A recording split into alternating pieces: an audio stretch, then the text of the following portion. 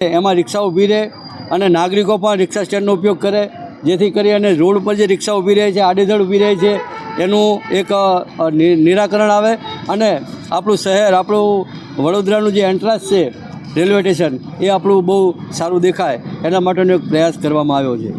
હા, આ રોજે રોજની મૂવમેન્ટ છે. ટ્રાફિક શાખા દ્વારા અહીંયા ફિક્સ પોઈન્ટ પણ રાખેલા છે. રિક્ષાવાળો સાથે પણ મિટિંગ કરેલી છે, એસોસિએશન સાથે મિટિંગ કરી છે અને એ લોકો પણ અમને સહકાર આપી રહ્યા છે. અને નાગરિકોને પણ અમે તમારા માધ્યમથી અપીલ કરીએ છીએ કે હંમેશા રિક્ષા સ્ટેન્ડનો ઉપયોગ કરો.